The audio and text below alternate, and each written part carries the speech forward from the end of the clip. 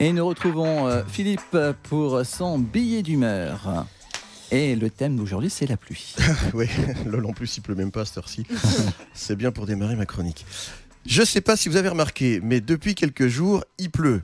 Et là, je salue l'esprit visionnaire de Daniel et de l'équipe de service compris, qui, il y a 15 jours, alors que rien ne laissait présager ce temps de me refilait ce thème pourri comme un mois de juin.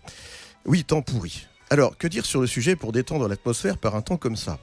Ah si, il y en a un qui n'a pas son pareil pour nous faire rire de la pluie, c'est notre président de la République. Lui, c'est extraordinaire, quasiment dès qu'il est dehors, bim, il flotte. Et dès le début, sa première sortie officielle pour sa prise de fonction, hop, rincé. Les commémorations des guerres, Verdun. Oui, il a fait un lapsus en disant Berlin au lieu de Verdun, mais il faut comprendre qu'avec toute la buée qu'il avait sur les lunettes aussi...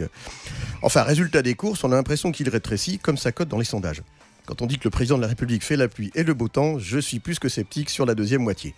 Bref, c'est quand même dingue parce que je suis censé parler de la pluie, sujet normalement pas de saison, et que paradoxalement sur ce sujet, je sèche. Alors, je me suis rendu dans un lieu où l'on parle généralement de la pluie et du beau temps, pour pêcher des idées. Je suis allé chez le médecin pour mettre un micro dans la salle d'attente. Bah oui, je me mets en 4 pour mes billets d'humeur. Vide, personne, pas une personne âgée pour sortir le moindre lieu commun sur la météo. Puis en plus, moi je vais bien. Alors quand mon médecin a ouvert la porte de la salle d'attente, je me suis planqué pour pas avoir à payer une consultation pour rien et accroître le trou de la sécu. Et comme quand j'y suis allé, il flottait, je vous dis pas mon humeur.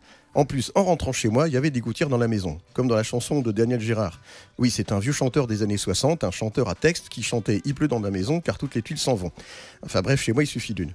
Mais bon, revenons à notre sujet. Où qu'il est l'anticyclone des Açores ? Qu'est-ce qu'il attend pour pointer le nez alors que pour l'instant la météo nous essore ? C'est joli, c'est la poésie ça. Puis elle peut pas aller voir ailleurs si on y est, la pluie. Ça manque pas de désert à rafraîchir, non ? Au lieu de faire déborder les rivières comme on l'a vu ces dernières semaines, les gens complètement sinistrés, plus d'1 mètre d'eau dans les maisons, des vies dévastées par l'eau qui a emporté, enfin des vies, pas des vies, qui a emporté tous leurs souvenirs, photos, meubles et tout ça. On se serait cru dans ces pays pauvres qui subissent régulièrement des crues gigantesques.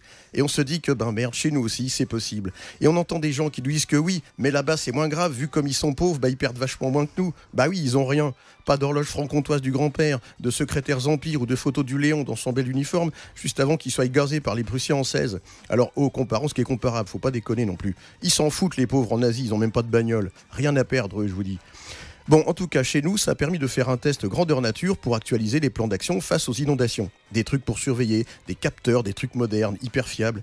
Parce que, par exemple, à Paris, on avait les yeux rivés sur le zouave du pont de l'Alma, qui est quand même la référence en matière de surveillance de montée des eaux. Alors on regardait ses pieds, ses mollets, ses hanches, sa bistouquette, ses abdos, son torse, pour voir si ça monterait pas des fois jusqu'à ses épaules, comme en 1910. Jusqu'au moment où on s'est souvenu qu'en 1974, on l'avait surélevé d'environ 70 cm.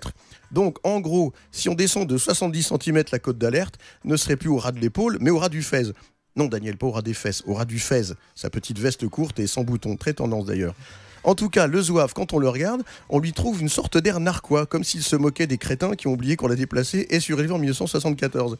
Eh oui, les zouaves ne sont pas forcément où on pense, même s'ils font sûrement le pont au mois de mai.